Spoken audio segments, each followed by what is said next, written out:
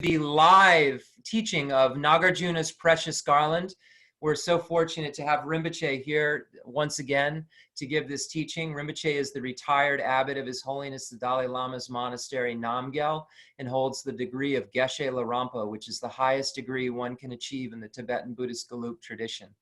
Rinpoche is recognized by all the world's greatest scholars, including His Holiness the Dalai Lama, as one of the greatest living beings to understand Tibetan Buddhism. So, needless to say, we are all fortunate. And it's not only fortunate, but it's rare to have this opportunity on a weekly basis. Anyone who's traveled the world to study Buddhism will tell you that receiving regular teachings from a qualified teacher anywhere is very hard to find, no matter where you are. And here we have this opportunity when we didn't have COVID, every single week and the first Wednesday of every month, and so many other opportunities to meet with and learn from such a qualified master that people would pray their whole lives to be able to do it for just 1 or 2 weeks. And we have the opportunity as long as we have the opportunity. So I hope that we all really rejoice in that fact, that our karma has brought us to such a qualified Lama, and that we take advantage and make use of that. Today, Rinpoche is continuing teaching Nagarjuna's precious Garland. We are on stanza 279, for those who are following along. It's in the Hopkins translation in the book that's funny when you put it on your bookshelf book. Everyone knows what I'm talking about as Buddhists.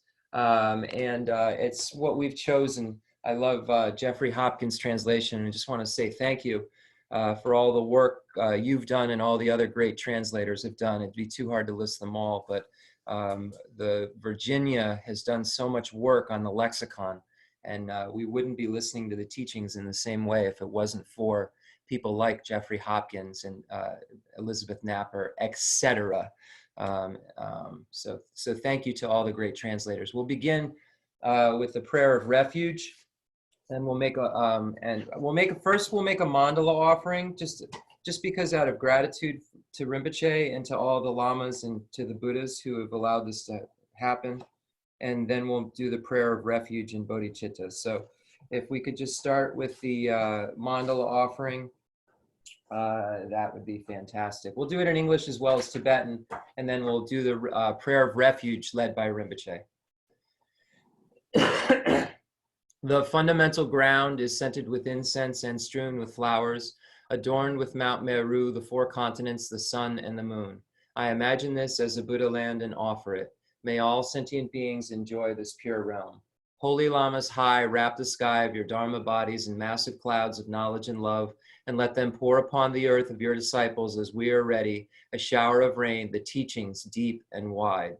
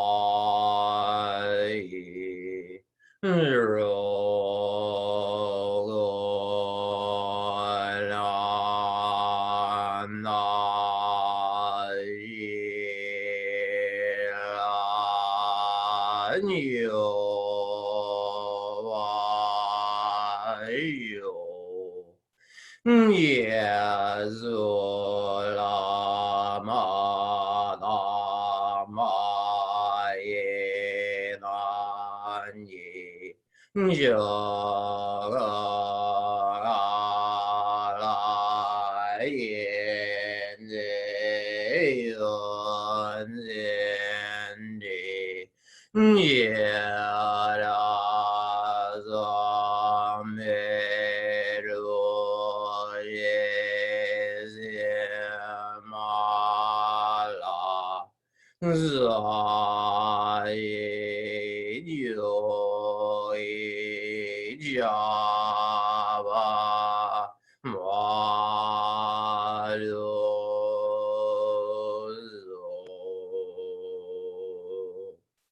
send forth this jeweled mandala to you, precious Guru. Elam Guru Radha Mandala Kamye Atayami.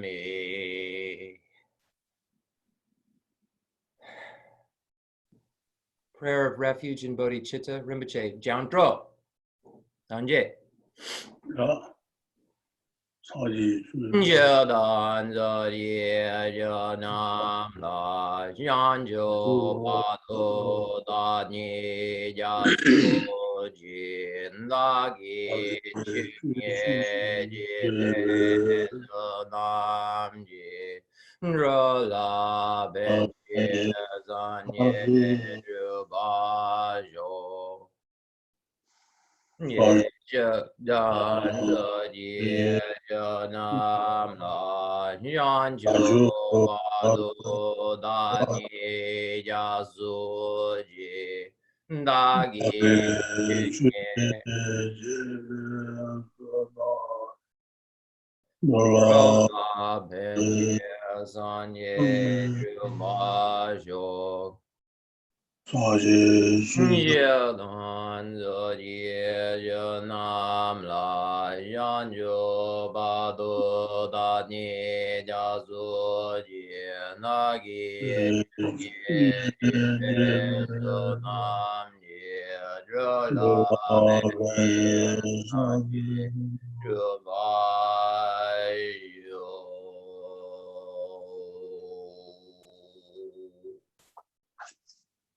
So again, welcome. Nagarjuna's Precious Garland, stanza 279. Okay, Jason Rinpoche, Tuchena Rinpoche. Just thank you, Rinpoche, so much for teaching. That is it. That Lamrim Buddhist Mara, Chebe Jungle Law, Dig Law, Chebe Chebe Law, Chebe Jungle Law, the Magajumu Chitin, the Chandro, Teladen Dendra, Tabas on Chebe Dig Law, Teladen Tabandra, Shanju Santa Shidula Suba, Chebe Chebe Law, Teladen Saji, what does he ever? So today we are looking at Nagarjuna's Precious Garland on stanza 279. But before we get started, Rinpoche wanted to say a few things and summarize Lord Buddha's teachings. Because the contents of Nagarjuna's Precious Garland are the same contents that we studied for so long when we first went over Atisha's Lamp for the Path to Enlightenment, and then we studied Lama Tsongkhapa's great treatise on the stages of the Path to Enlightenment. We learned how to summarize all of Lord Buddha's teachings. And the Precious Garland contains all of that same information.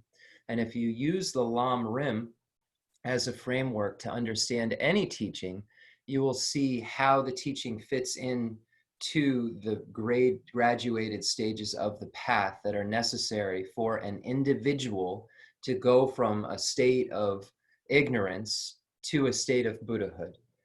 So every teaching the Buddha ever gave was for the sole purpose of bringing a person. And the reason that is that saying is used, a person, because the Buddha taught to scope. So the Buddha didn't see every single person as a vessel for every single teaching. And that's why we have all the varying tenet systems and so forth. So every teaching that the Buddha ever gave was for the purpose of bringing an individual to the final stage of Buddhahood. So even arguably the Hinayana teachings were given in order to bring an individual to the state of Buddhahood. It was just a byway to that result. So when we see what those teachings are, that Lord Atisha said could be summarized into three categories, they are basically three results that a being desires to have and how the Buddha said that one can achieve them. So these are called the teachings for beings of three capacities. And this is the whole content of the Lamrim. The Lamrim follows these three categories and shows how all of Buddha's teachings fit into them, and shows how all Buddha's teachings are practiced in that order or in dependence upon one another in that kind of order or framework. So the first category are called the teachings for beings shared in common with beings of small capacity. These are for beings who wish to achieve higher realm rebirth. In Buddhism, there are 6 realms of cyclic existence, 3 lower realms and 3 higher realms. The 3 lower realms are the hell, hungry ghost, and animal, and the 3 higher realms are the human, demigod, and God. These teachings are for individuals who wish to achieve rebirth into those higher realms. So the Buddha stated that by going for refuge to the 3 jewels, the Buddha, the Dharma, and the Sangha, and engaging in ethical behavior that abandons the 10 non-virtuous activities, and then acknowledging if one has made a mistake, by practicing these things, the Buddha stated that one would have higher realm rebirth.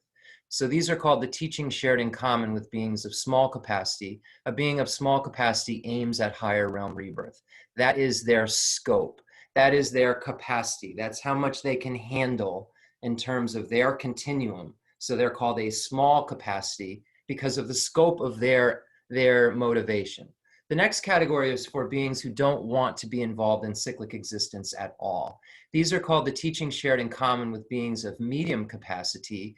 And these are teachings that show one how to exit cyclic existence, but do not allow one to become a Buddha. So it shows one how to have an individual nirvana or liberation for themselves alone. Acknowledges that others are suffering, but that type of individual just seeks his or her own liberation.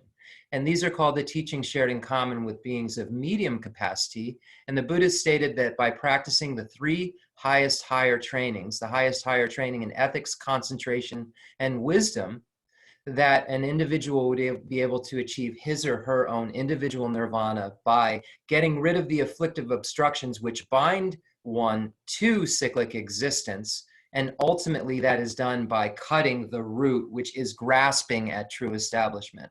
So the Buddha stated that one can have an individual nirvana by doing this.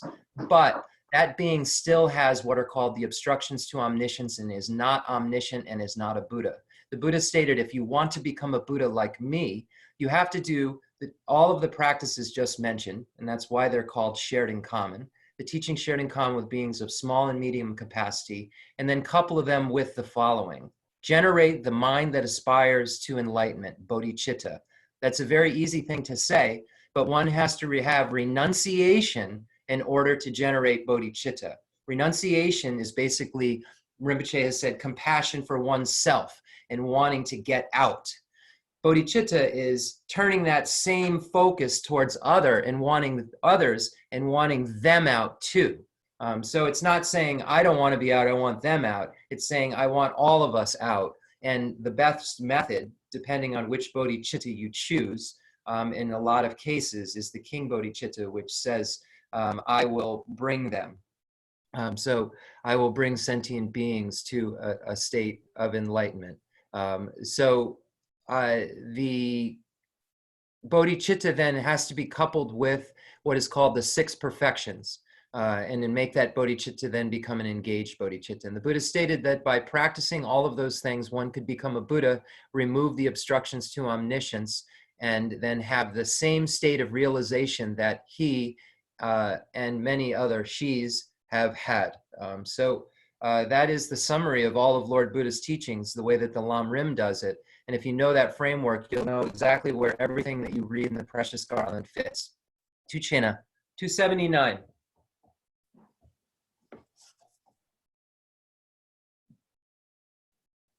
Da da du chu. Da chun le na. Jiden kun tang da ni la. Nyang ju de wa ka yin ba. Teni reji dong las. Tu da chun je ba yin na.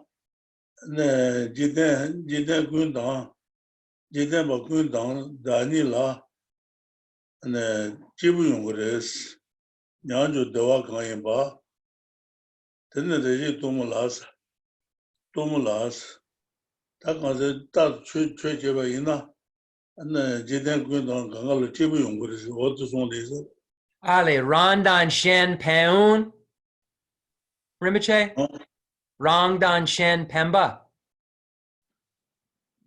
the Tad Chundina, Jiden Gundang, Jiden Bakun, Jiden Badang, Jiden Debasana, Jiden Basana, Susu de la Jiden Ba, Lesso. Jiden Deba, Tolan Yanchi, Palan never to Jiden Deba, Lesso. Jiden Gundang, Daniela, Yanjo Deva, Kayima, Jibun Chenrezig Tomolas, that was the Tatu Chujibaina, and the Jidamba the Kangalo Chibu was one day. Lesso.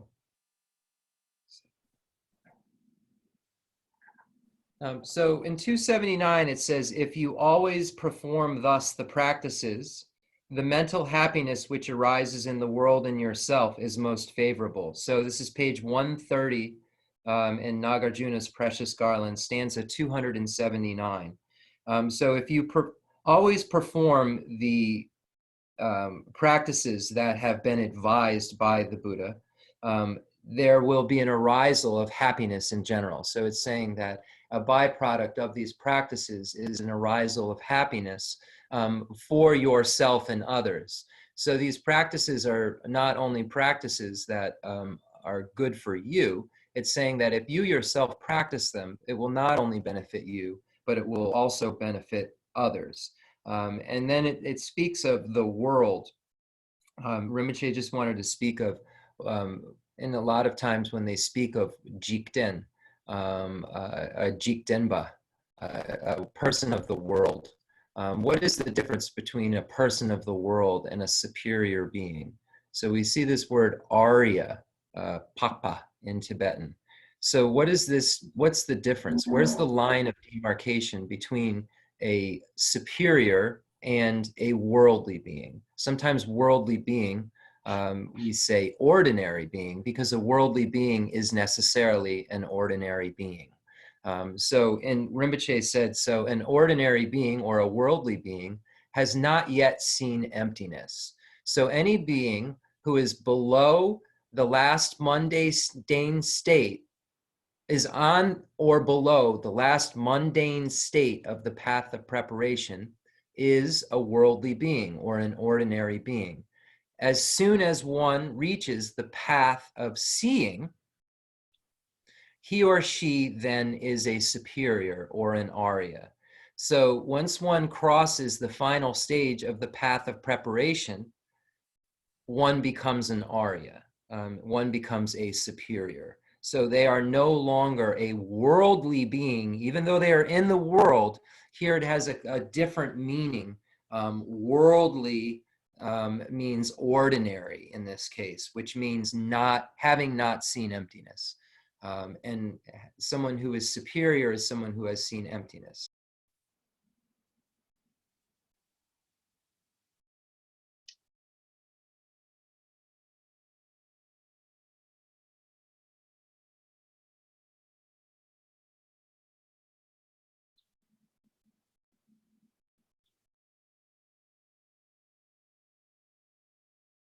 Jab go do it.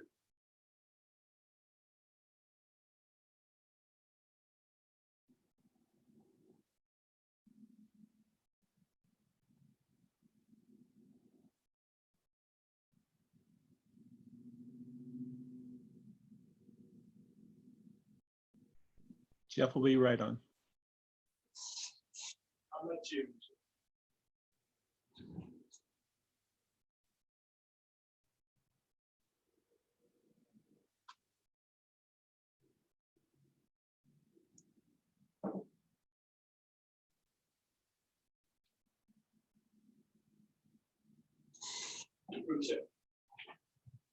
How much? How much? Yeah, the mistake. Again.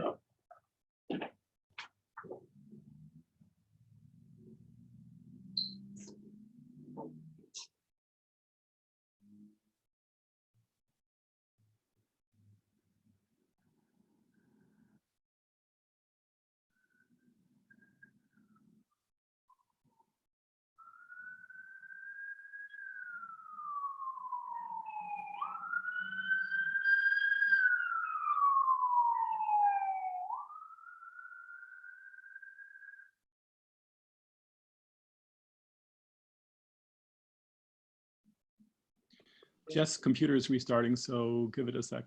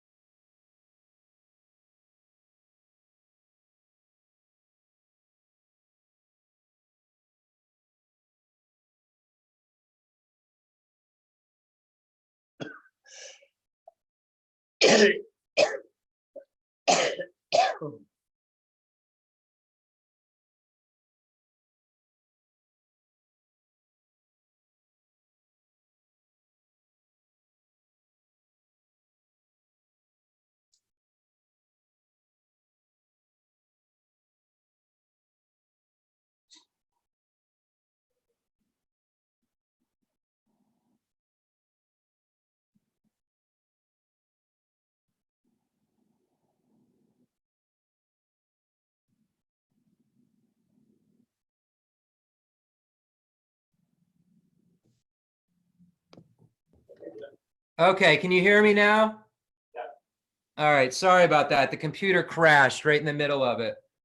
Literally, I don't know what happened, but hopefully a virus didn't creep in. But okay, so what we were saying is, you can hear me and everything, right? We're back up?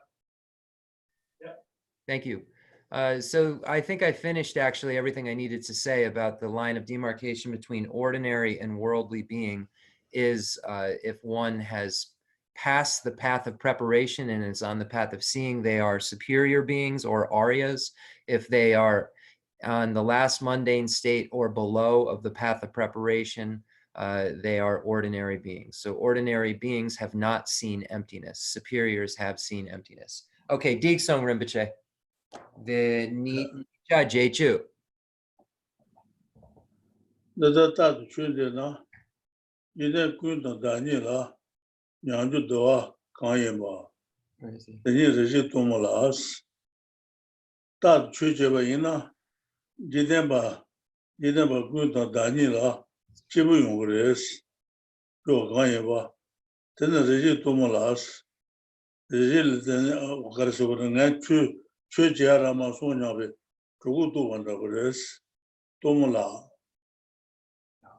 최제 대화니 로지 대화세바 다도 조로지 최제게는 셀 지부용으로스 니 로지 니 로다버스 단 최제 세비 대화데 니야 세바다버스 대화 세바 다도 니 세바 다도 조로 나게 다니 쩨메베 몰란타저 대화죠 ran le me ba yina mola ya ba tan ba yina do yung gres Lesso.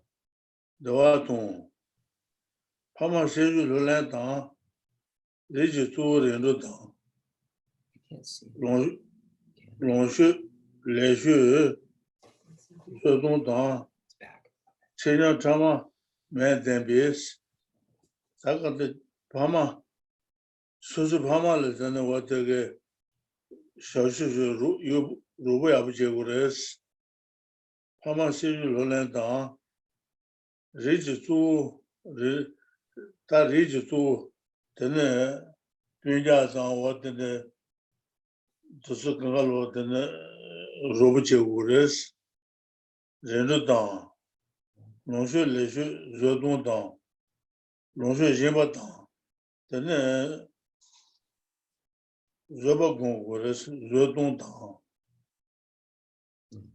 천년 드라마 매대비 천년 드라마 매대비 주주 치지 쉐바테 주주 치지 쉐바테 하용 어머니도 저러스 어디 최 아버지가 아는 라이르도 그랬어 하용 어머니도 사그도는 다 작을 그랬어 어머니 도네 다도 도양 상황제 다도 상황제 대전다 최den조스 어다 최어다 아버지 최시 이제는 제가 봐 근데 저기나 되는 사용 어버 상황제 대전다 최den조스 다 최년바듯이 봐도 저기나 사그는 자갈 제는 그래서 최den조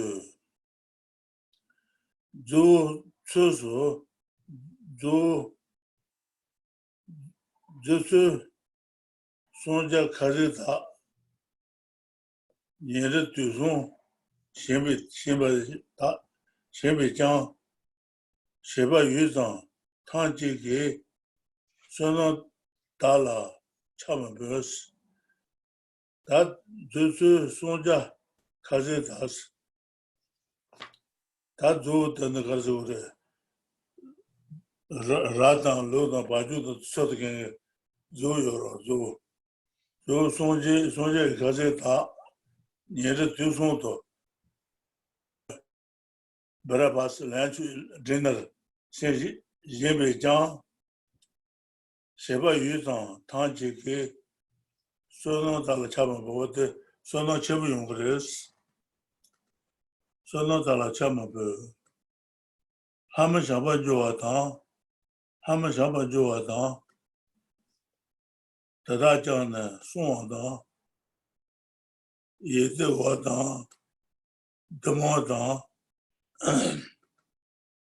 도동 세진네 바메스 다 라다 말 잡아 공부이나 하면 잡아 줘다 다다게 좀 송다 다다게 좀 송다 예대 와다 더모다 도동 세진 네바메스 샤바 공부이나 도동 전자로서 나봐요 말에 전제 네바메 베바메바 도토당 베바메바 칼레메바 호텔 수수고 전화 용거레스 칼레저 먹어봤지 수수 전화 가르고고나 대요거레 도거레스 도토당 차베지네 제주때 호텔 샤바야부 공부에나 라 차베지네 저레스 제주때 그때 좋아 맞죠 그때 코알 좋아 맞죠 점어바지 시지 제발 좋아 맞죠 Shanchu Yate Jetu was, and the Kuala Madruba Yina, Shambi Chu Yate Jetu Togres, Chu Yate Jetu was.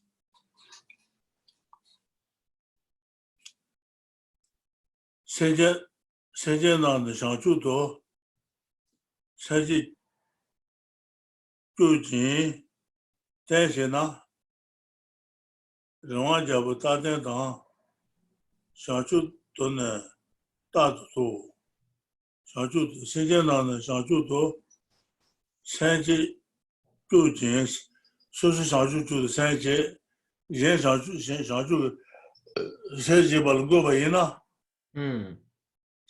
Jeji, Tashina, Rama Jabu Taten, Shanchu Sen Tatus. What the going and the Shanchu Sen Tamus, Tatu, Tebe Magun, Roman Joro. Teba Yabu Yobayina, Yamaida Tundul Chigamaris, Yamaida Tundul Chigamaris, Magun, Roman Joro, change in Doa, Zomajo, sitting Abasun, Maguchum, sitting Lasso, sitting Abasun, then change in Doa, Zomajo, change Judamajo, Sargento, and then could Jetan Levasons, Mongol Offering, The J. change in Doa Zomajo.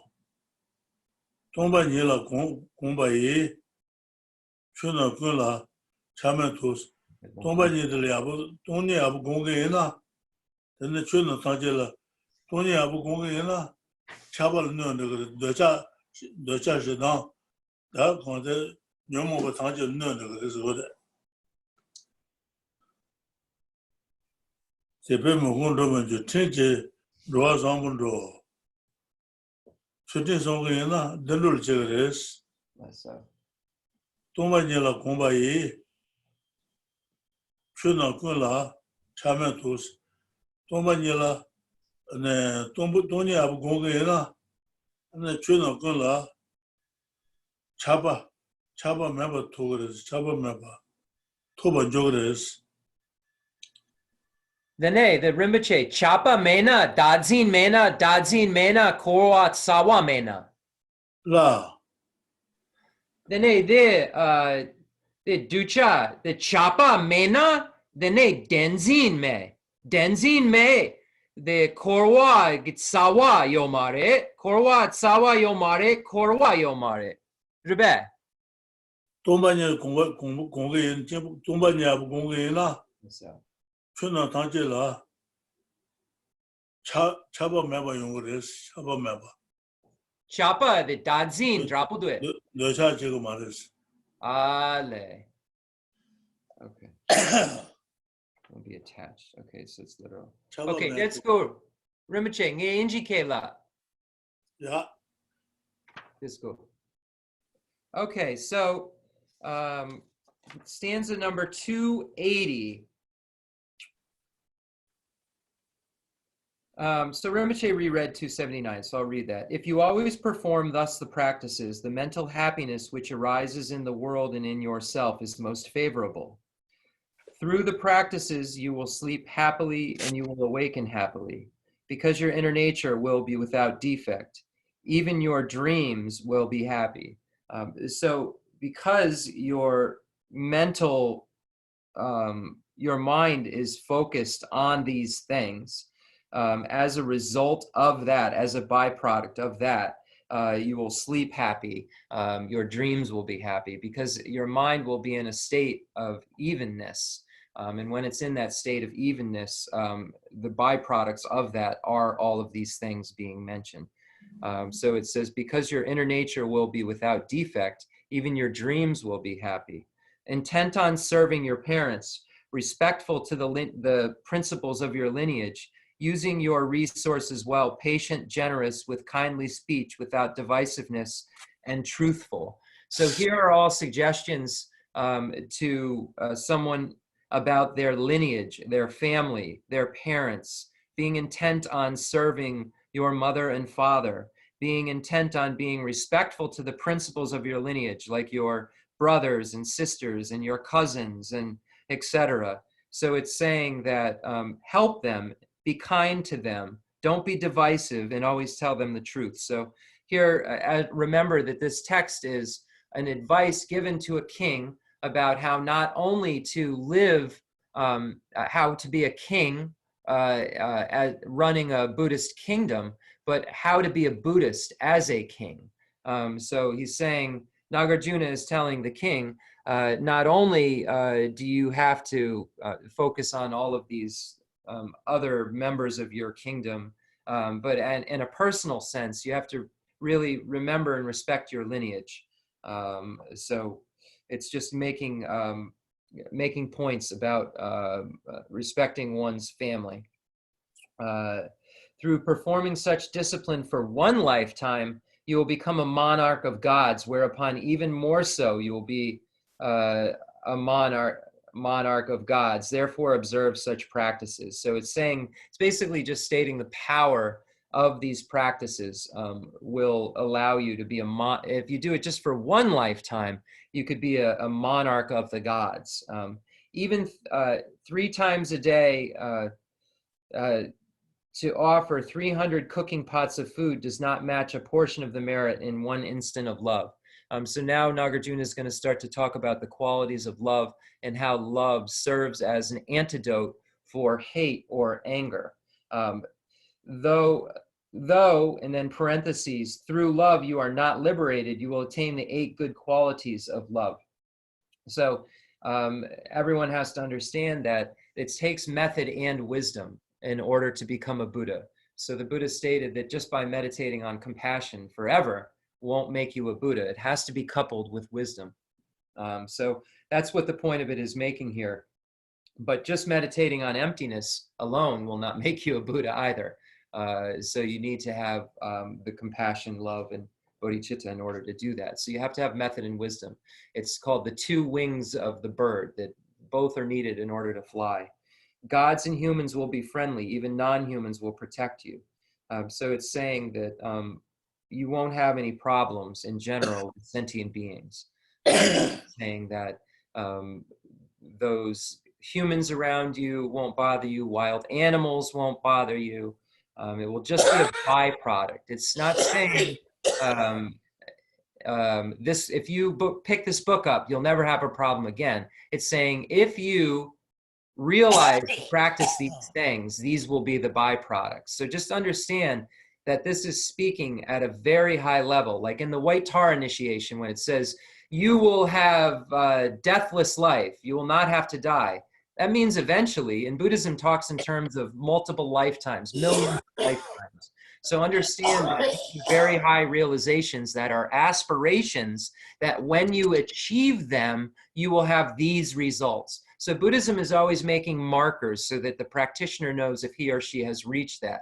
Do you have this or don't you have this? Have you achieved this level? Do you have this understanding? So there's always benchmarks that the Buddha has placed so you can gauge your practice. It says to use the Dharma as a mirror to look at your face or practice in, to make sure that it's clear and clean. So you can look at your practice by looking at the Dharma and seeing if it matches. You will have mental pleasures and many physical pleasures, whereupon poisons will not harm you. Without striving, you will attain your aims, will be born in the world of Brahma.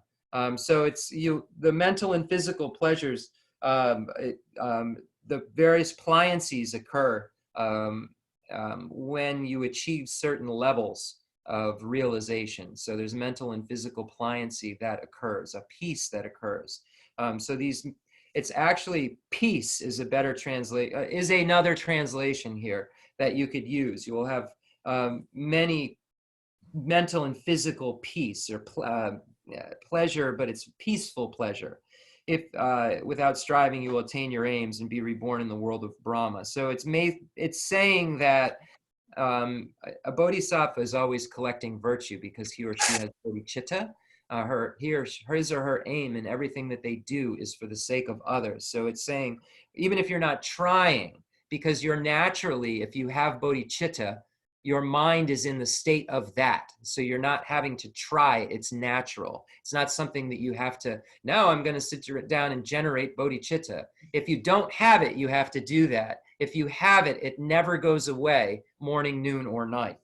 So here are more benchmarks to show whether or not someone has this generated these things.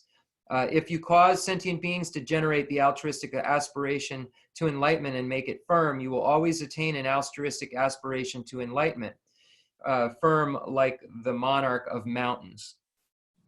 So it's saying that if you can generate it in yourself, this is very good. If you can help others to generate it, that is even better because it will make your bodhicitta even more firm.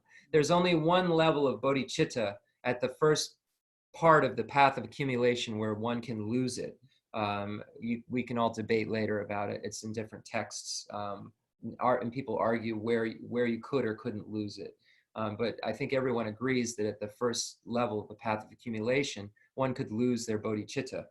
So it's saying that if you have it and then help others to get it, it'll be so firm. It's basically saying that it'll help you to move through. By teaching others, it will help you to accumulate merit, which is necessary to become a Buddha, which is necessary to get further through the stages. In order to not lose your bodhicitta, you have to be further through the stages. So that's basically, it all means something much more deep if you apply it to the scriptures and where it could be speaking about on the path. That's why the Lamrim is so important, because there's no way you could put all of this into a place without it. I couldn't put it into a place without it. And then it says, through faith, you will not be without leisure. Through good ethics, you will move in good transmigrations. Through becoming familiar with emptiness, you will attain detachment from all phenomena. So here, it's saying that if you have this faith in the Buddha, the Dharma, and the Sangha, that you'll not be without leisure. So we talk about the 8 leisures and the 10 opportunities. A state of non-leisure is a lower realm state, Rinpoche mentions. So these are 3 of them: hell, hungry, ghost, animal.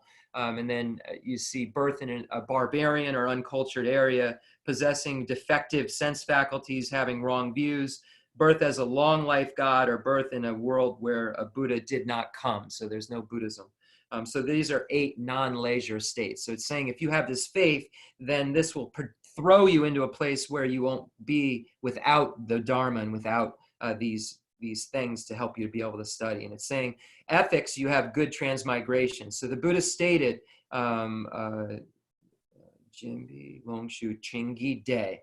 So Buddha stated that through giving, one will have enjoyments. Through ethics, happiness. And the Buddha here meant happiness, meant good transmigration. So here he's saying good ethics will move in good transmigrations, because the Buddha said, Jimbi Longshu, Chingi De. Chingi De is happiness. Happiness is higher realm. So here he's saying what the Buddha said. Through becoming familiar with emptiness, you'll attain detachment from all phenomena. I asked Rinpoche what that means, if that was talking about grasping at true establishment. And he said, no, it's the first poison of attachment, being attached to things that one finds desirable, being angry at things that one finds undesirable. So it's that attachment that goes away when you understand emptiness, because you know that that object doesn't possess the qualities that you project onto it. Through thinking, you will attain intelligence. So by analyzing, you will have more wisdom.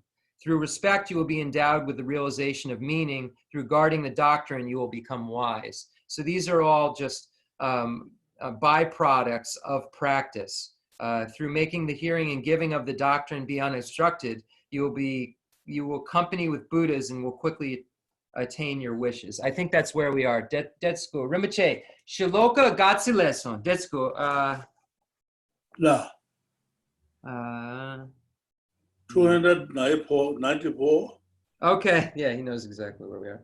Yes, Trooper. Detsuko. NGK Dets Manga logo. Ah, yeah. Okay. 294?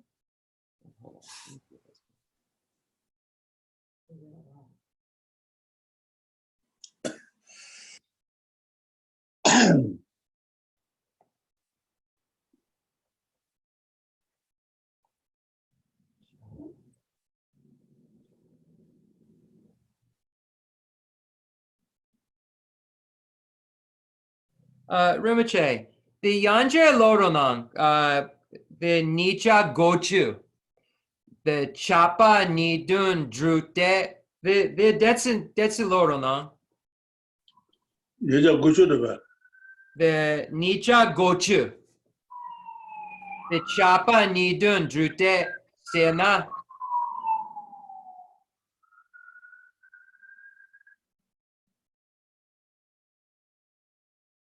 Nicha Gochu, Chapa.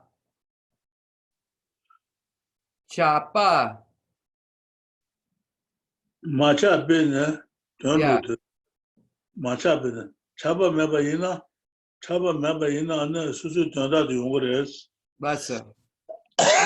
The Kanga Lorona.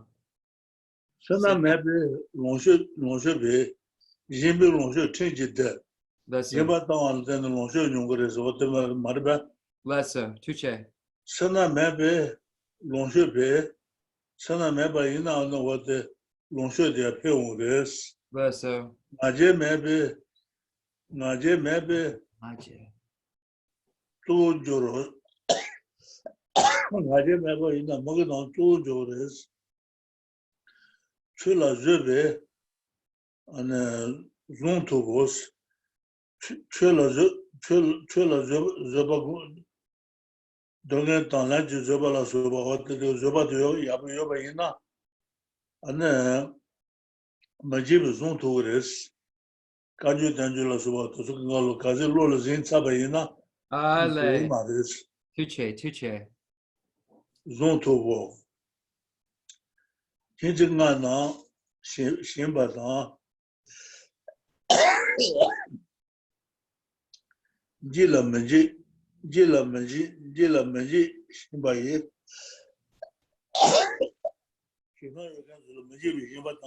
Ale. Lesso. Jimba. Lesso. Ewa.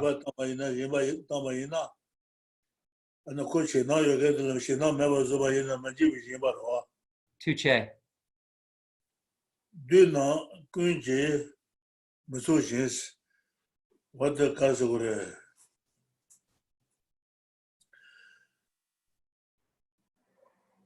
hebungana shimbata hebungana yembata jila meji jibazula meji yembata shimbaye duna kunje dudu to mares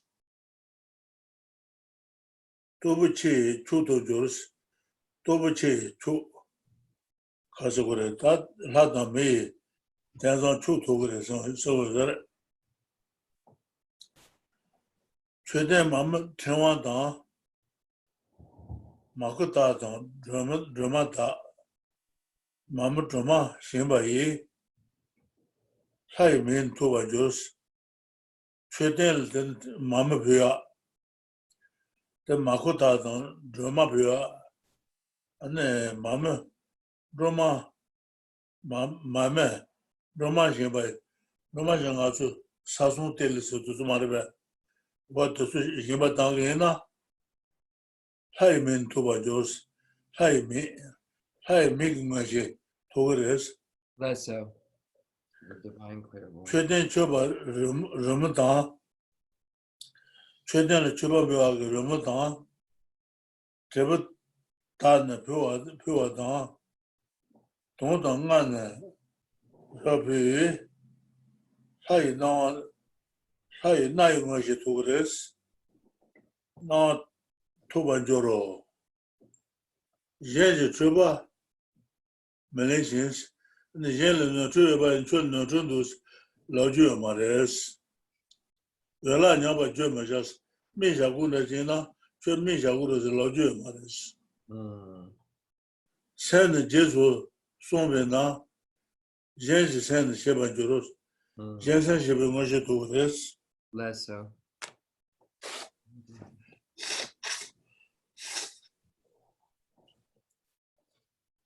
NGK. Rinpoche. NGK. Yeah. Okay. So the other lines, 294 is where I ended. Okay. Okay. Through non-attachment, you will achieve the meaning of the doctrines. So here, it's just stating more byproducts. By understanding emptiness, it says you will have this, not have this attachment. And then you'll be able to achieve the meaning of the doctrines. Through not being miserly, your resources will increase. So again, the Buddha stated that through generosity, you will have enjoyments. Through ethics, happiness. So here it's just reiterating what the Buddha said, that if you're not miserly, so the opposite of miserliness is generosity. So if you're generous, your resources will increase. Through not being proud, you will become chief of those respected. So if you don't have pride, you will have a lot more respect of those around you. Through enduring the doctrine, you will attain retention. So by participating in the doctrine, when you go to study the Kangjur, the pronouncements of Lord Buddha, or the Tenjor, the authentic Indian commentaries, then you will be able to retain them. You'll be able to memorize them very easily. Before, when beings had more virtue, when the Buddha was actually in the world, they were able to memorize the teachings as they were being given. So it's saying that you will have the quality of retention, which means you'll memorize things very easily. And when it's the doctrine, enduring the doctrine means the Kangjur and the Tenjur. Through giving the 5 essentials as well as non-fright to the frightened. So here it's giving more categories of generosity. If you remove fear from a being in some way, then that is called the generosity of removing fear. So an example of if there's an animal that is in the sun, Rinpoche removes worms from the sun, or because it's drying out, or if something's drowning, if a bug is drowning and you take it out of the water, that's removing fear. That's the generosity of giving fearlessness. So that's what it's referring to here. And saying, as well as non-fright to the frightened, you will not be harmed by any demons. You'll become the best of the mighty. So it's saying that results are concordant with their causes. If you give non-fear somehow to beings, then you yourself won't be harmed. So you see how your actions will have a result that's concordant. So if you like to be harmed, then you should not remove the fear of others. And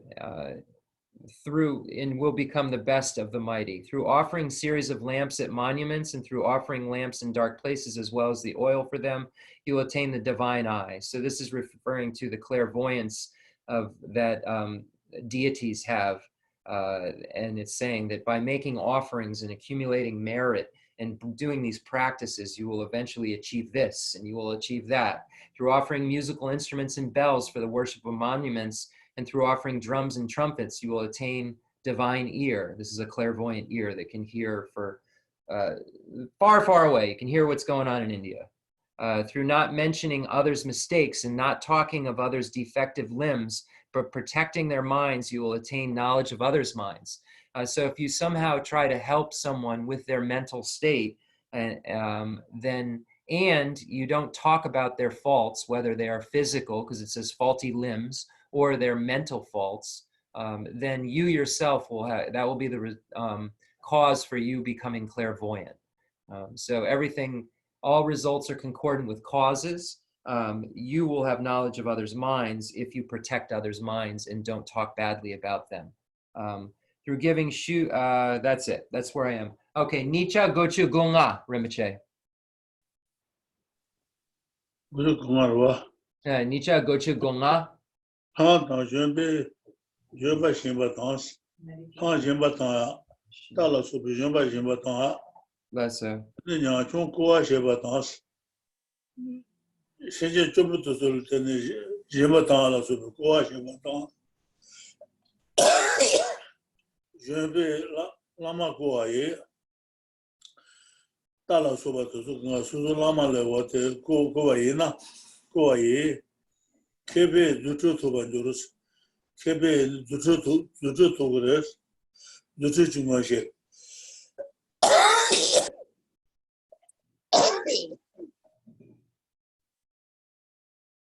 Dutu Tobaju, Chuji Cheto, Chetan, Tejindo, 최종 된다 대바당 최지신바 대면비 서로 대바 도바 조르스 최년바다 시바던 제바 이거나 근데 저와 같이 대바 용거레스 도바 조로 최는 원이 매발 양다 제진 용셰베 뭐시 도바 사바군 세바 촌 도바 사제 중앙시 도그레스 사바 세비 공시 Let's see.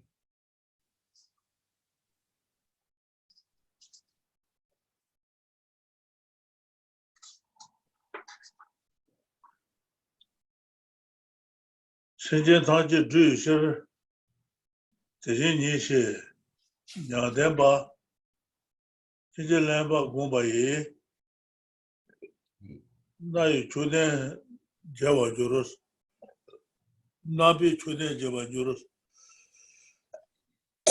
이 잡아야 고기이다 나비 초대 제와 주로스 나바 초대 대비 네 저와 사지 고모토 그래서 what does one is that Let's so. 하나 나도 다바이 사지 신 다바 주로스 근데 별로 아버지 사지 고모토 받아서 하나 아버지 바이나 근데 사지 신 다바 주로스 근데 사지에서 저도 사지를 다시 두고 그래서 통화를 제표와의 타이어의 나바초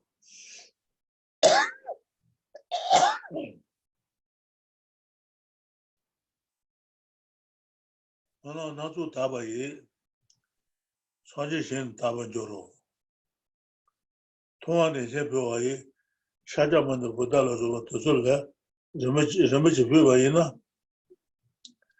타이어의 초원조로 근데 소소를 요용을 했어. Nata. Who's it true? Who's it true? 야, Nene. The Shaloka Chik Manga Rimche. The Dewa Detar. Nene, the Shaloka Chik, Nene, the Leut Sar. 야, The Dewa Detar. Shaloka Chik Manga, Nene, the Leut Sumbat Sar. 야, Rimche. The Shaloka Chik Dewa de Sumja. Shaloka Sumja. Dewa Deta Leje Ta.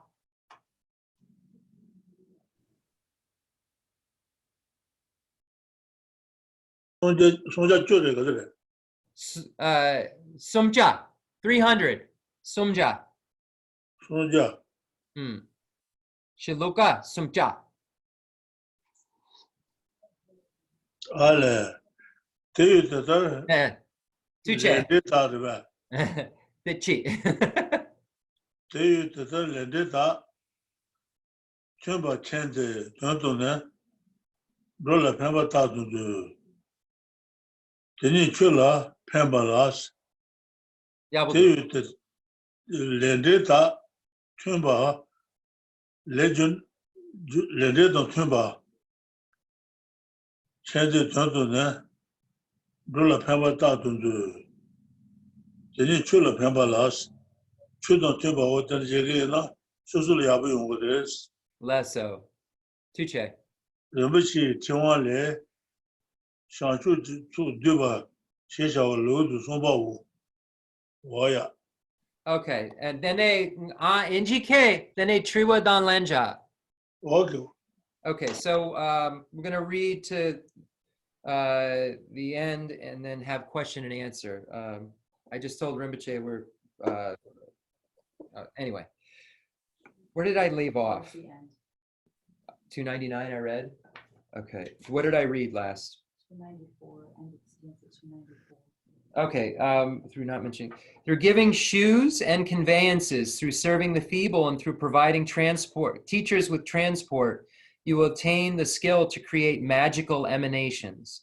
So here, more, if you help your root teacher and provide the Sangha, or the spiritual community of followers with shoes, conveyances, and so forth. And those who are not well, it's saying through serving the feeble, those who can't help themselves, giving them shoes, giving them whatever they need, and then helping your root teachers, you will be able to create magical emanations. Through acting for the doctrine, remembering books of the doctrine in their meeting, and through stainless giving of the doctrine, you will attain the memory of your continuum of lives. So a byproduct of studying and memorizing and so forth is that you'll remember your previous lives. The continuum is the beginningless lives you've had. Through knowing thoroughly, correctly, and truly that all phenomena lack inherent existence, you will attain the sixth clairvoyance, the excellent extinction of all contamination.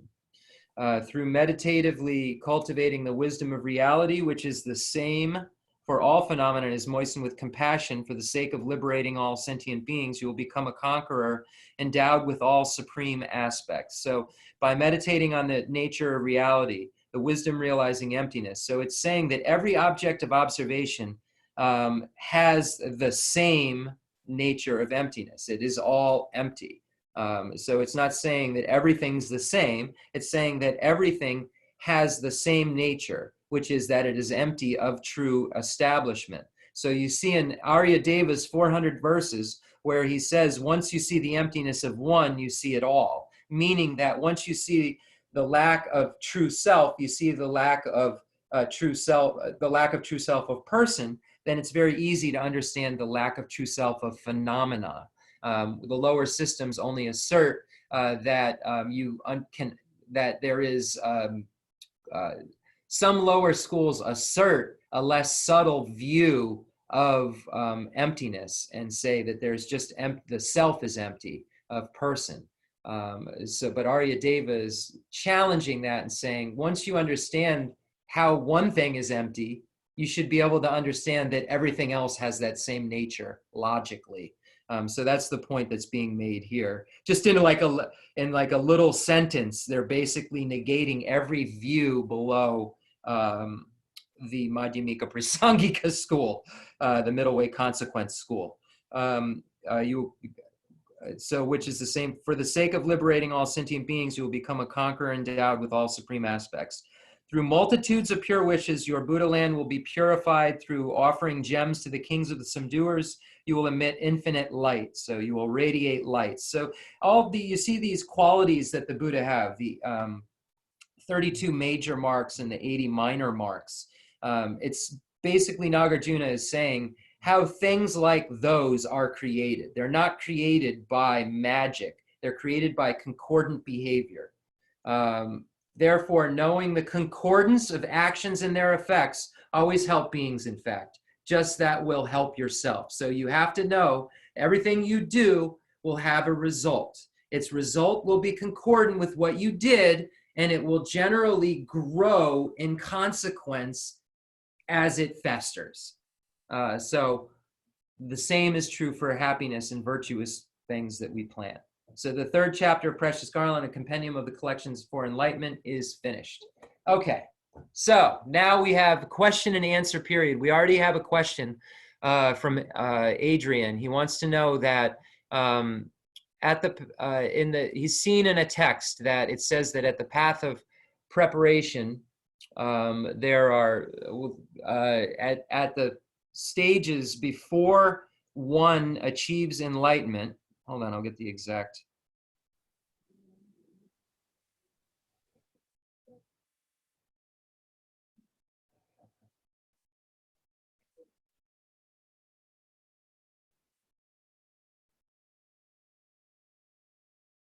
Okay, so it's in the,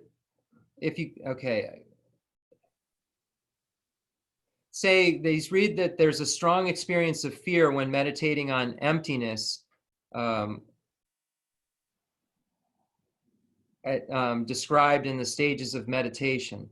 It's saying, it was reading that how on the path of preparation, that the heat is the warmth, the peak or summit at which point the mind generates what the text says is fear. So during the path of preparation, which is there are 5 paths, the Mahayana paths: the path of accumulation, the path of preparation, the path of seeing, the path of meditation, the path of no more learning. The path of preparation has 4 levels: heat, peak, patience, and last mundane state. So Adrian's question is why does it say that during those places, the heat, peak, patience, and last mundane state, why is it saying that there's a fear that's generated? Wouldn't that already be gone? Or is this fear just a mistranslation? That's the question. It says it says that stage of forbearance there is the end of that fear. Well, that wouldn't make sense, because the stage of forbearance is the path of patience. Forbearance means patience. Path of patience on the path of preparation is actually before the path of last mundane state. The end of that fear, some translators or some lamas say that once you reach the path of patience, of the path of preparation, you no longer fall into the lower realms of cyclic existence. So it could be talking about so many things, but I'm going to ask Rinpoche now how we can kind of unravel that. So why would there be fear once you're so high at that level? So if at the path of preparation, for anyone who doesn't know, you have a union of calm abiding and special insight related to emptiness that's incontrovertible. You have an inferential valid cognition of emptiness that understands it in its completeness. You just haven't seen it yet. So you have negated everything that isn't correct, and you have a clear understanding that can't be changed through analysis over and over again. So if you did that, why would there be fear? Rinpoche, Triwa. Okay. 인san zamil nasa chadiyorwa hotel drama zone ta hala zone ontar dotar so te adam pad mam be rando samen la deso. Less so. So right now, everyone, I know that there is so much trouble in the world with this virus, with the COVID-19, and so many people are suffering. But one way that you can combat that suffering is by meditating on Tara, meditating on Medicine Buddha. So if you meditate on Tara, you can recite the mantra of Tara, Om Tare, Tu Re Soha, and that can be beneficial. And if you meditate on Medicine Buddha, you can recite the mantra of Medicine Buddha, Teata Om Bekenzi Maha Bekenzi Ranzo Samogati Soha, and that will be beneficial. So Rinpoche just wanted to start, before any of the questions and answers begin, just by saying that, remember that that's one way we can help ourselves and others, is by reciting mantras during this time. So I'm going to ask Rinpoche now the question about the path of preparation and the fear that could be created. Rinpoche. Nene, Adrian Triwa Yure. Yeah. Okay, the Sendan Rona. Nene, the Langa, Solan, Julam, Tonlam, Golam, Melalam, Julam, Ewaje. Jula Ewaje, Tresam Zeba Chushu. Nene, Kom Beche Loson, Nene, Julan Lena, Nene, the Semu, the Zupa, the Lena. The Nyam Len Ken Shegadu. Garisheni Shegadu. No. The Adrian Becha Loson. Becha Kelen. The Ngetsampa Gomrim. The Jao Rinpoche Gomrim. Dene Julam Lena. Sem Shegadu. Tondagare.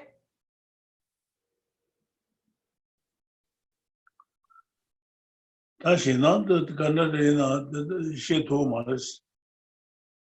there's no, you aren't afraid at that stage. There isn't fear that's created at the path of preparation. Dene, the Julam, Lena, Dene, Lama Kashe, Julam Zupa. The Ngawa Yeda Dendru Tsar. The Yurbe. La. Julam Zupa. Jula Sumba Zupa. Zuba. You know, Timo Zaba Chuchu. Zuba. Zuba. Lama Kashe. Zuba Lena. Dusum. Sar. Zoto Nadu Yumutons. Zoba Tuzun and Nason Chegamares. So it is stated that once you achieve the stage of forbearance, or it's called patience at the path of preparation, there's no longer a birth in the lower realms of cyclic existence, like a forced birth. Because you could argue, because bodhisattvas, if they needed to, would take a rebirth anywhere. So there's no forced birth. Then the Julam Lena, then Tomba ni Shigadu Yomarebe. You know, lessons Tomani Shinaja. Yeah, there's no fear related to emptiness or related to things at that point. The Chikshena, the Shinang Maripa Dandraj. The Shenang, the Ngudri, the Shidi Pakcha. Shidi Bacha to the point of Tanda Yumu. The long goes Shidi Gonjo Boto Marita. Lesso, Yene, the Shenang Gare, Chikshena, the Shidi Dan Nerji Pakcha, Pon Mason, Den Sun Sang, Shegudu, Yomaribe, Shidi Dan Nerji Shegudu. Shidi Yandil Shivu. So at that point, there are still afflictive obstructions and obstructions to omniscience. So one could say that there is a fear of those, if you would, meaning that that's what motivates a person to get renunciation, is the fear of cyclic existence, so the wanting to definitely emerge, the fear of birth, aging, sickness, and death, of the suffering of change, the suffering of suffering, and the pervasive compounded suffering. So you still have to experience all those things if you have afflictive obstructions and obstructions to omniscience. So sometimes fear is used as a term to be a metaphor for ignorance.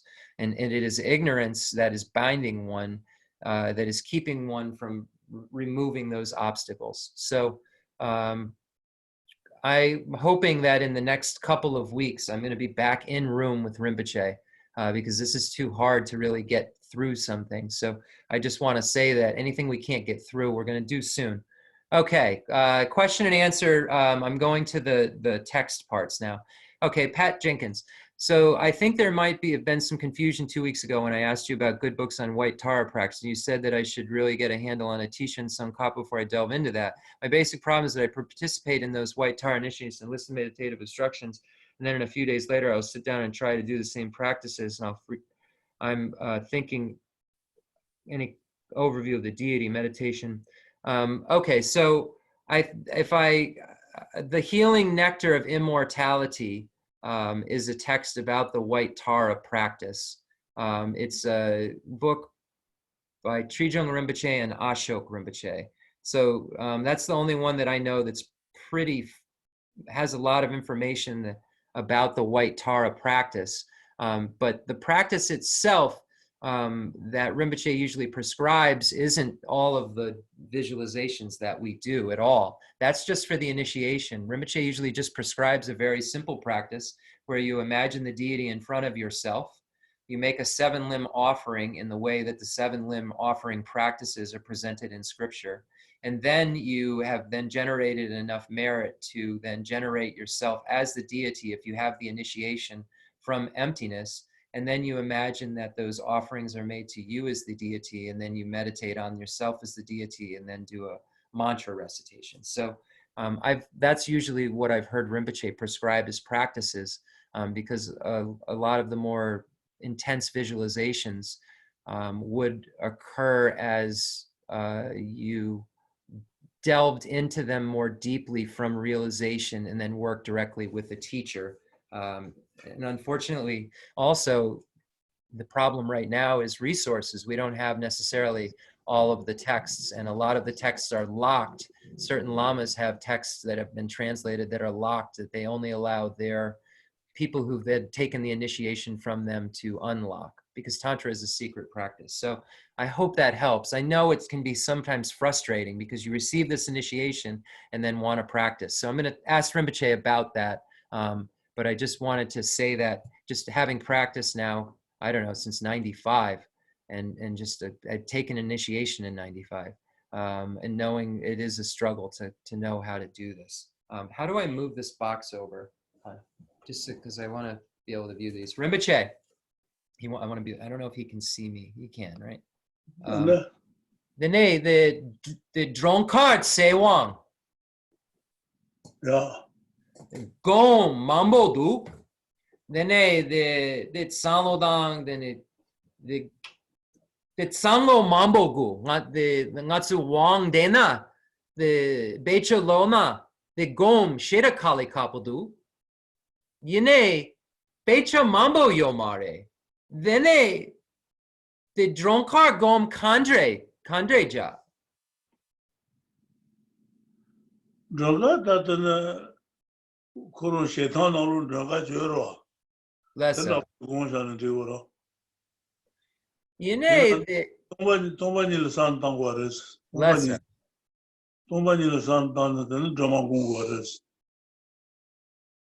Ngay Segudu, the Dunje Sanlodan, Yenla Dumba. Then Tomba ni Sanlodan, Dache Gon. Then the Natsu Shilola, Yenla Dumba. Then Tomba ni Gon, then Zongadan, then Hoa. Decent. What the Giro? Yabudue.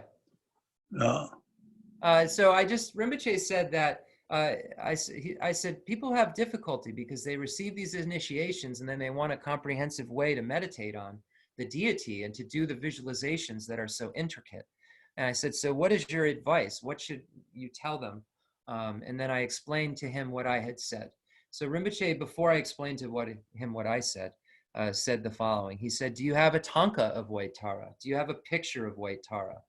If you do, then you familiarize yourself with that image. So meditation in Tibetan is the word gom.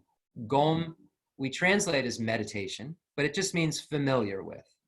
So you familiarize yourself with everything that deity is from the outside perspective. All the hand implements, all the colors, all the shapes, everything. And you begin to familiarize yourself with that image without looking at the tanka. So you memorize the tanka, then don't look at the tanka. Then you go back to the tanka, and then don't look at the tanka.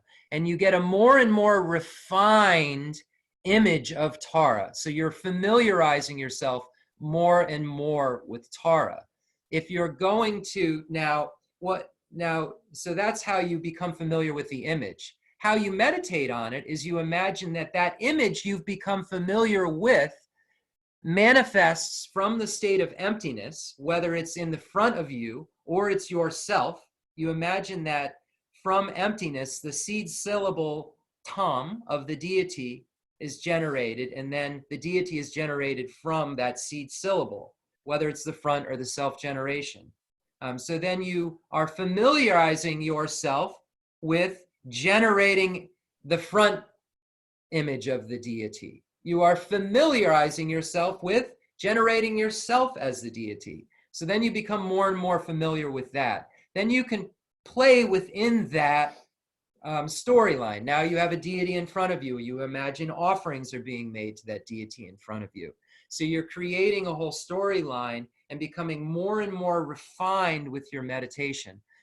So Rinpoche always says, until you get to the point where you have that kind of clarity around just the singular deity, imagining all of these things from the 10 directions and hooks and all of these different ideas maybe wouldn't be the best focus. So I then said, Rinpoche, I said to do its outer generation, make a 7-limb prayer from emptiness, Then from emptiness, do self-generation, offer yourself a 7-limb prayer, and then meditate on emptiness, then do the mantric recitation with the visualizations that you can find in various places, with just the mantras going to sentient beings.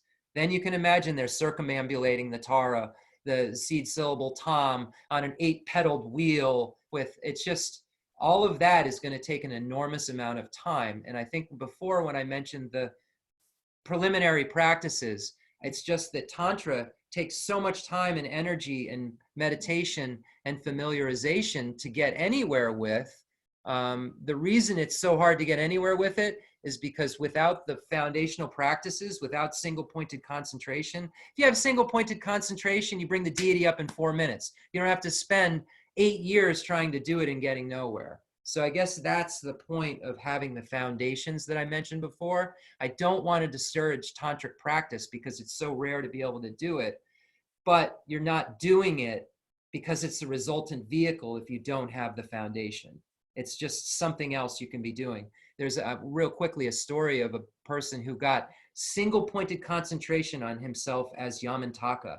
He walked around day and night and couldn't see anything but himself as Yamantaka, but didn't practice any of the other stuff. Just got really good at concentrating on himself as Yamantaka. And then next life was born in hell in the shape of Yamantaka.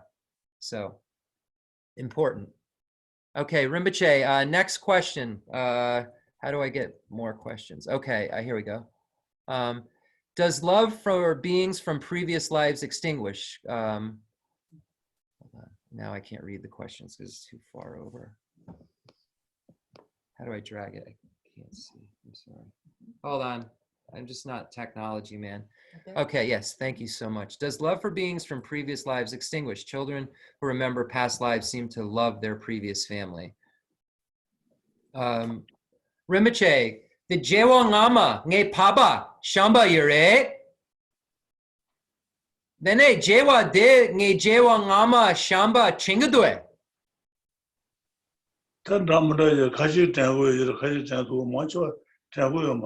Yeah, we can't say that it's the same for everyone. Some people have connections that are stronger than others. Some people have levels of realization where they remember their past lives. Some of it's fake. We can't say for sure what's real and what's not real. All we can say is what each individual has experienced for him or herself in their own continuum, not what they're telling us they're experiencing. So what does that tell us? We only know what our own minds are really experiencing. So we can't say when someone else says they're experiencing it that they may be lying, or they are experiencing it and they have the karma to do so. So it's not a blanket answer that we can give. Does forgiveness lessen the effects of karma? Meaning if someone attacks another, does the hurt person lessen the attacker's negative karma by forgiving them? Can you lessen your own negative karma by forgiving yourself? Well, forgiving yourself, if that means that you're realizing you're not as important as you thought and you were grasping at the self as being truly established, and that you needed to think that your actions in the terms of one action and since beginning, in terms of all the actions you've done since beginningless time, this one action is a lot smaller than you're giving it credit for, because a lot of times we are grasping at ego when we have low self-esteem or high self-esteem. Those are both grasping at ego. So when we look at forgiving ourselves, it depends on how we forgive ourselves. There isn't ourself to forgive in Buddhism. So we have to be careful with that grasping at forgiving ourselves and emotions and fear and love and this life and this life and this life, this guy felt that. It's about throwing this life out and focusing on the next life. It becomes Buddhism when Lord Atisha was asked, someone was circumambulating a stupa, and he said, that's really nice that you're doing that, but you should start practicing religion. And he shook his head. Then he saw someone else doing mantras. He said, that's really nice what you're doing, you should start practicing religion. Then he saw someone else meditating and said, that's really nice what you're doing, but you should start practicing religion.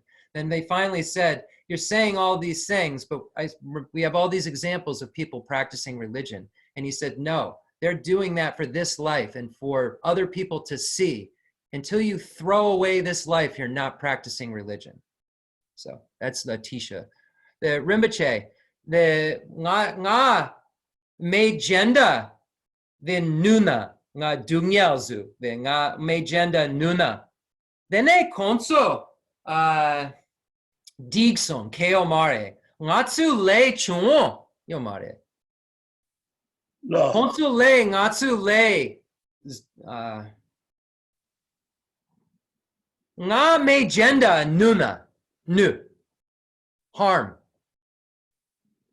Dene konso keo mare. Nge nu le chuo chipa. Konso keo mare. Yini nge kon nuson. Le chipa. Konso dumyal drawa yurbe.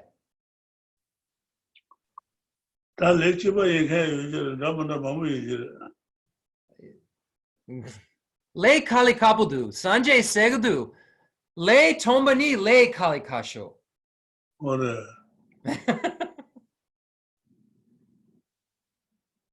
Lende the watch of Shinku. Shinto Kujor. So Rinpoche wanted to say that we can't say for sure, because if you harm someone, for instance, the suffering that we experience non-virtue, we accumulate non-virtue by making others suffer, basically. So if they suffer, if you're saying them forgiving us is them suffering less, the actual moment of action is when we accumulate the karma. It isn't 10 minutes later. So if we harm them, their reaction to it, we could say in some subtle ways, may affect the karma because of how much we actually hurt them. But whether they forgive us or not, that's something altogether different for them. Our karmas never mix or mesh like that. We have our own karma, they have their own karma. Now, my impact on someone else, there is a connection there. But Rinpoche said, we have to understand, I mentioned it and then he agreed and said this. I said, karma is more difficult to understand than emptiness. It's been stated many times by Buddha. Rinpoche agreed and he said, karma is something that is extremely subtle phenomena. There's extremely hidden phenomena. There's hidden phenomena and then extremely hidden phenomena. And karma falls into that category. So we can't really give blanket statements about karma. Everybody has such different causes and conditions that it's a very, very subtle subject. Does complete purification of a karmic debt heal a physical disease? Rinpoche, if the disease was caused by that karma, yeah, because there'd no longer be a cause for the result.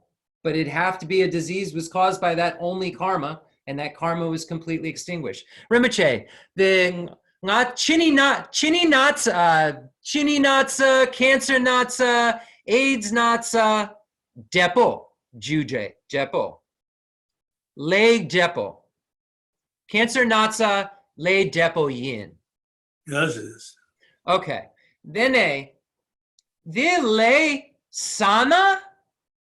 The lay, that's good. The migewa lay dana natsa da tugudue gangen sena juje lay mena natsa me you. Good son. The lemon nasa yumas. Ale dene the lay. Natsa ju tsar, natsa tsar. Na. Natsa ju tsar, natsa tsar. Nasa jo. Anna? The pana, natsa pan. Yes, yes. Okay. So what I said, Rinpoche said that if you completely remove the karma that caused the physical disease, then the physical disease will go away 100%, because any disease, cancer, AIDS, diabetes, these are all results of non-virtuous karma. There is a karma that has created that disease. If that karma is not there, there is no cause for the result. So the result is not there. But finding that specific karma to root out and heal would require, I don't even know. And there's people out there saying they can do karmic healing. It's a lie. That's not Buddhism. You don't wash away the sins with water. Buddhas don't touch you with their hands and purify you. You can look it up. It's in a sutra. Buddha said, I don't wash away your sins with water or touch you with my hands. I teach you the Dharma. And if you practice the Dharma, you can be free too. I can't free you. There's no way someone else can remove that physical. My point is you can't get someone or pay someone to remove some karma and then be healed. And if anyone says they can do that, they're lying, probably, unless there's something that I don't know that's in maybe a text under a rock that Buddha left there for people to read that no one's read yet. So sorry I get so, this is a personal thing that's happened I've heard about, so apologize, I'm a little, okay, awe, not fear. Awe, okay, that would make sense. The awe is, okay, let's go back to Adrian's question. So he's saying it's not fear, it's awe. Awe would make sense because the reason that it's called heat, peak, patience, last mundane state. I'll real quickly do it. I know Rinpoche is resting, but he would want me to do this and clarify it. Path of preparation is called heat because it's like when there's a fire burning in the next room, you can feel the warmth, you can feel the heat of emptiness that's close by because you're 3 stages away from it. Then peak is the peak of this cyclic this mundane worldly state that you're in. You're at this peak place where you're getting closer. Patience, you're not quite there, so you've got to have patience. Last mundane state. This is the last place in worldly existence, folks. Last mundane state, last call. And then the next step is you see emptiness and you're no longer an ordinary being. You're now a superior being. So you're in awe of the emptiness. That would make sense. You're feeling the warmth of the emptiness. You're in awe of it because you know it's true. It's not controvertible in your mind because you had everything but a direct perception. You had inferential valid cognition, which is the last step in the divisions of consciousness that you have to get to in order to have a direct valid cognition. Bestow the 5 lay. Is it possible to take them temporarily for 108 days? Lay precepts are for life. Those are lifetime vows, so no. There are vows, though, that you can take Mahayana one-day vows every day for 108 days. Rinpoche, the Teichens, the Genye Dumba, the Se Kanga. Genye Dumba Shapukatse, Kanga. La. The Genye Dumba Gadutsar, Chekalama. Gine domal nga yoro nga. Lesso. Nanga peji yonzu jodan, sanjodan. Tanji bombu gine, nanga bombu gine. Wadane gata mudo, pomba je bombu gine, mu yoro. The Genye Dumba, the Dawakashe Shapokashe Yurube. Ta gine yaga de pomba jega bongre, pomba jega. And Chekalama. Na. Se Kanga. This life. Maseba majiba leba mazaba je pomba je. This life, all. Kanga. Chekalama Tsar.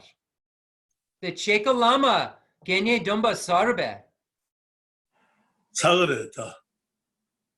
Jewa Shema Kergamare. Doma tu jela laba pedo shipedan, laba pedo shipedan. Shipe chewa dan la san doma tonu gares. Sotaga doma. So Rinpoche is just reciting the Vinaya, just if anybody was wondering. He's saying that the lay precepts fall, there are different divisions of the lay precepts. But the main actual 5 lay precepts are no killing, no stealing, no killing, no lying, no stealing, no adultery, and no alcohol. But there are, within those vows, I think there are ways to take one of them or take two of them. But in terms of the vow itself, it's a lifetime vow. Now, the Mahayana one-day vow has very similar precepts, and that can be taken daily for 108 days, as I said. But the layperson vow itself is a lifetime vow, and Rinpoche said that it does not carry into your next life.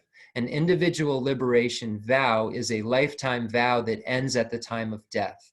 So there are the 7 individual liberation vows that you can find. 2 for the, so layperson, male and female, novice, male and female, monk and nun, a probationary nun vow, and then a fully ordained monk and nun vow. So 7 individual liberation vows. Susur Dumba Dun. So 7 individual liberation vows. There's an 8th sometimes they'll say vow, which is a Hinayana type vow. They call it sometimes. It's not a Hinayana vow. Check into that. I'm not sure. I'm not a scholar into that stuff. But the 7 are lifetime vows. There is a 24-hour vow, but you can't take that vow if you have lay precepts already. So you could look into that 24-hour. Rinpoche, then the Susur Sutar Dumba, the Nyenye Dumba, Nima Dakpar Len Tugudu. No. The Sutar Dumba, the Shapuchi Dumba Yure, Nyenye Dumba. The Sutar Dumba J, Chanka Ja, the Cheek, Nima Chi, Nyenye Dumba.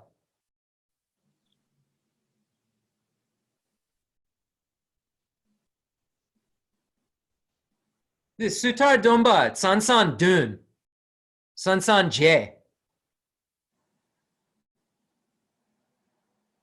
Sansan Gene, Pai Mai, Gelong Pai Mai, Gelo Mai, Gelong Pai, Getsu Pai Mai, Gelo Mai, Gelong Pai Mai.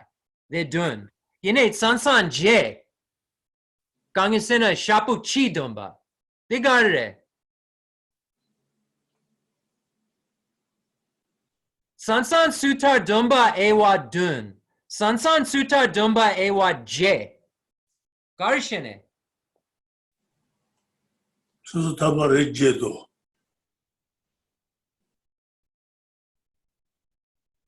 Gazu pamani, galo pamani. Genye Pamani. Nyene gduma. Nyene. The Nyene Gidumba. Ganye pami gduma. Gelo. Getsu Pami. Gelo. Gelung. Jepa Gare. Gazu pamani, galo pamani. Nyene gduma. Nyene Gidumba Gare. Nyene Gidumba Gare. Ganye gduma tala. Nyenye. Nenye. Ah. Genye no Yomari. Nyene. Nyene gduma.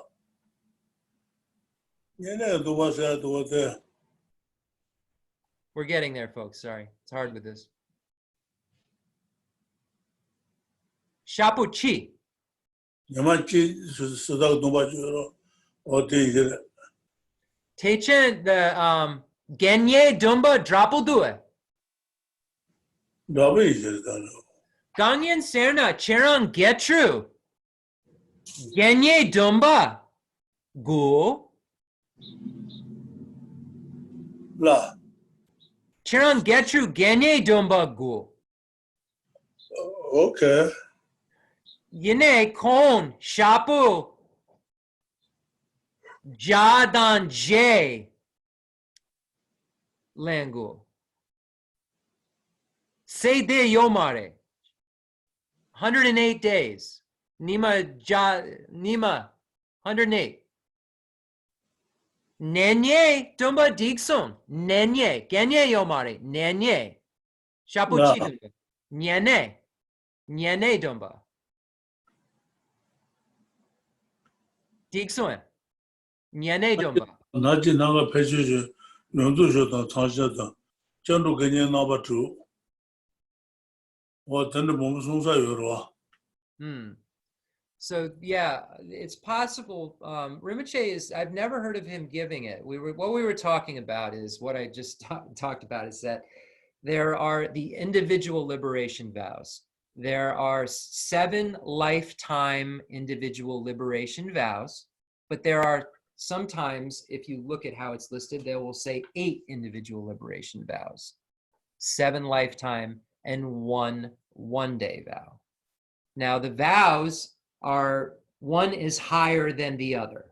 So if you have a layperson vow, you can't take that 24-hour vow. If you have a fully ordained vow, you can't take a novice vow. If you have a novice vow, you can't take a layperson vow. So you can only take vows that are above the vows that you have. So if you have any of the, so if we were to do a ceremony where we did a one-day vow within the individual liberation vows, no one could take it that has any of the other individual liberation vows. But if we do Mahayana one-day vows, then everyone can take it because it's a bodhisattva vow. And we could also give that vow to ourselves. So you don't have to be given a Mahayana one-day vow by a teacher. There is a ritual to give yourself that precept, the Mahayana one-day vow that lasts from sunrise, from Mahayana one-day vow, sunrise until the next morning when the sun rises again. So as soon as sun rises, the vow, you have the vow, and then the next morning when you can see the lines on your hand, the vow is over. And then you would have to retake the vow. So there are some options. Rinpoche would have to know exactly who it was. Layperson vow, he's very careful with. He's only given it to a couple people and he's very hesitant to. Over the internet, it might be difficult. And I wouldn't be comfortable with just this, yeah, sure, me talking like this. I would need to see him in person and ask him about that lay precept. And then because it is a lifetime vow, and then he would need to know exactly who the person was. And then maybe yes, maybe no. So let's wait till I am around Rinpoche. I haven't been around him in months. So let's wait till that happens, which is very soon, and table that question. Thank you. I think that's all of them, right? Or no? Let's see. Just making sure.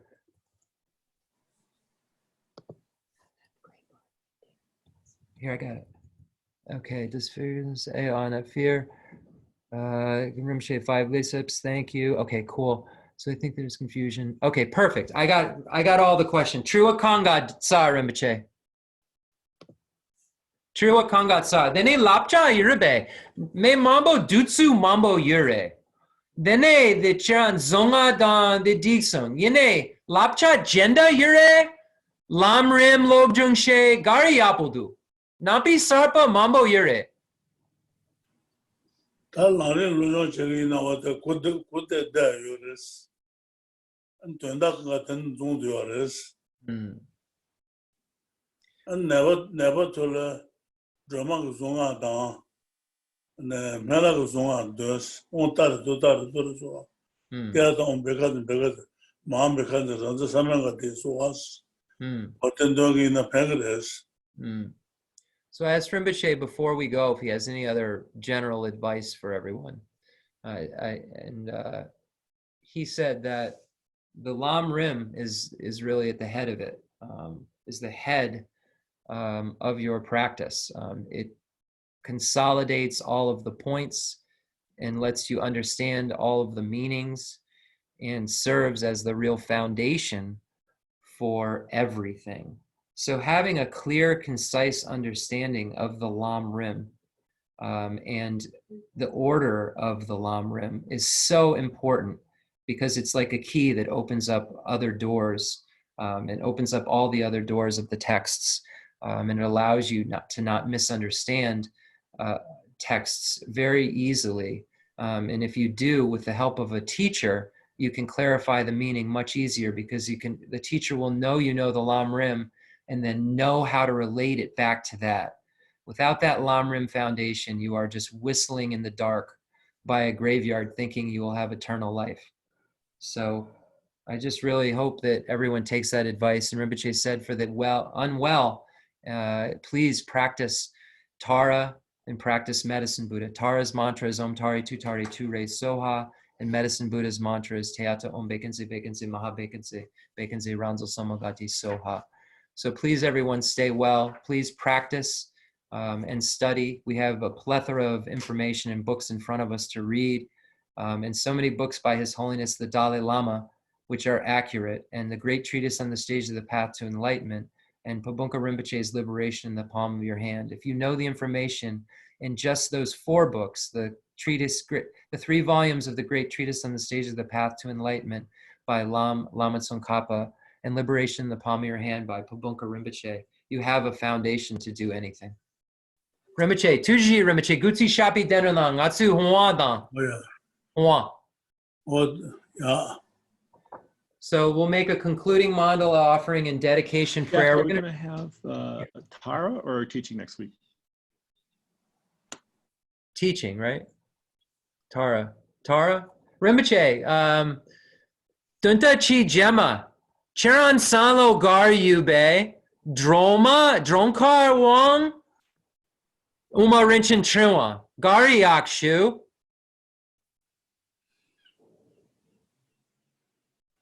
Droga Gwa Jena Mambo Gabandua Panto Shiburis. Yene Wang Nana, Natsu Malaga Jena. Mela, Malaga Jena Yoro. Gari Yakshu, Charan Mela Jena Nangwe. Malaga with the Nana Abu Droga Nana Jibare. Okay, so Rinpoche said, yes, we'll do an initiation. Either the white Tara or he said Medicine Buddha would be great too. So he said, but they're the same, whichever we would want. What did we do last? We did Tara, right? So we'll do Medicine Buddha. He seemed to bring Medicine Buddha up, Ted. So let's okay, Medicine Buddha. Medicine Buddha next Sunday, and then the Wednesday is the first Wednesday, right? Yeah. So this Wednesday, everyone, is the first Wednesday of the month. So we'll be continuing Chandra Kirti's Entrance to the Middle Way, text and explanation. So that's exciting. And then next Sunday, we will have another Medicine Buddha initiation. And I may be with Rinpoche. So I'll try and organize that so that we have, we'll try to organize that. All right. So we'll do the concluding prayers the way we used to in the book. At the center, concluding mandala offering and dedication prayer in English, Samantabhadra prayer in English, long life prayer for Dalai Lama in English, and long life prayer for Rinpoche in English. So thank you again, everyone, for continuing to be Rinpoche's student and continuing to allow me to learn because I'm lazy and I could see myself not engaging very quickly if I didn't have this regularly. So thank you. The fundamental ground is scented with incense and strewn with flowers, adorned with Mount Meru, the 4 continents, the sun, and the moon. I imagine this as a Buddha land and offer it. May all sentient beings enjoy this pure realm. I dedicate whatever virtues I have collected for the benefit of the teachings and of all sentient beings, and in particular for the essential teachings of Venerable Losang Drapa to shine forever. I send forth this jeweled mandala to you, precious Guru. I dedicate all this virtue to emulate the knowledge of the hero Manjushri and likewise Samantabhadra as well. With whatever dedication is praised as supreme by all the conquerors who traverse the 3 times, I also dedicate all my roots of virtue for the sake of auspicious deeds. In that pure land surrounded by snowy mountains, you are the source of all benefit and happiness, all powerful Avalokiteshvara Tenzin Gyatso. May you stay until samsara's end. I pray for the long life of the precious Khensur Wandak, upholder of scriptural and realizational doctrines, the spiritual friend who trained extensively in the 5 great philosophical texts with exceptional wisdom and perseverance. Tuji Rinpoche, Gutsi Shapi Denrona. Yeah. Thank you, Rinpoche. So again, we first Wednesday of the month is this Wednesday. We'll see you all there for entrance to the middle way. And next Sunday, we will have, what do we have? Medicine Buddha initiation. So thank you all. If I missed any questions, I see there's some more questions, but is there, yep. Okay, yeah, it was just about that stuff. So we covered it, and thank you. And I am checking out. Stay healthy, everyone. Don't just go back and do everything as normal, because we'll all be inside again real quick.